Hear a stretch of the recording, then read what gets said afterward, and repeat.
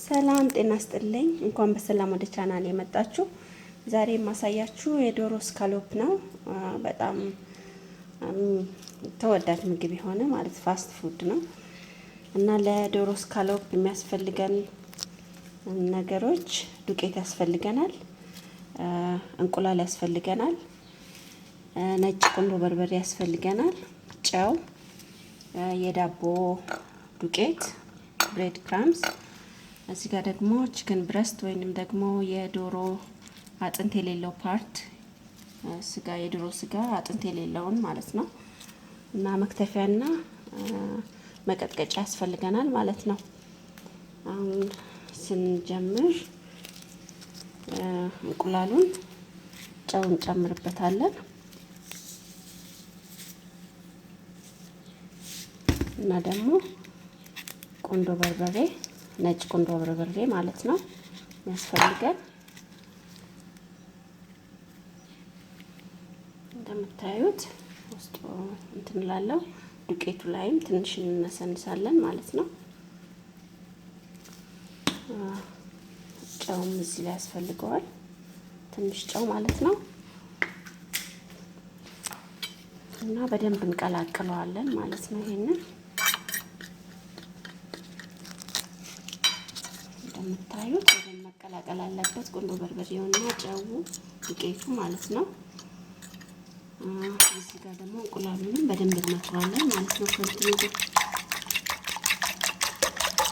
እንደምታዩት መምታት አለብን። እዚህ ጋር የዳቦ ዱቄቱ ተዘጋጅቷል ኦልሬዲ። ቺክኑን ደግሞ በስሱ ነው የምንቆራርጠው ማለት ነው። እዚህ ጋር በስሱ ቆርጬ ቀጥቅጫዋለሁኝ ማለት ነው። እንደዚህ ያው በስስ ቆርጠውና ቀጥቅጫዋለን ማለት ነው።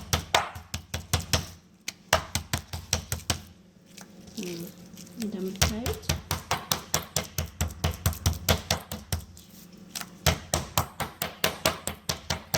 እንደዚህ ተዘጋጅቷል ማለት ነው።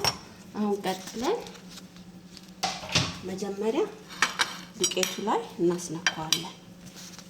በዱቄቱ እንደዚህ ያደረግን በደንብ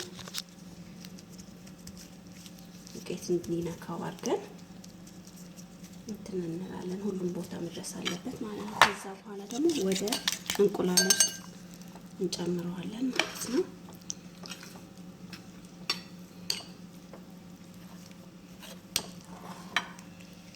ከእንቁላል ውስጥ አውጥተን ደግሞ ወደ የዳቦ ዱቄቱ ላይ እንቀላቅለዋለን እና በደንብ እንትን እንዲል እናደርጋለን ማለት ነው። እንደምትመለከቱት እንደዚህ አድርጌ ፍሪዘር ውስጥ አስቀምጠዋለሁ ለአንድ ሰዓት ያህል ማለት ነው። ከአንድ ሰዓት በኋላ አውጥቼ እጠብሰዋለሁ በትንሽ ዘይት። እሱንም ደግሞ አሳያችኋለሁ።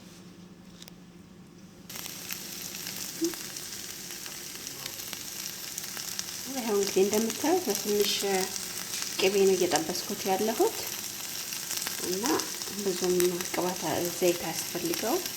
ለነገሩ ከፈለጋችሁም ደግሞ በዲፕ ፍራይ ማለት መጥበስ ትችላላችሁ። እንግዲህ ይሄን ይመስላል። ለነበራችሁ ቆይታ በጣም አመሰግናለሁ። ሰብስክራይብ፣ ላይክ፣ ኮሜንት ማድረግ እንዳትረሱ። በተረፈ መልካም ጊዜ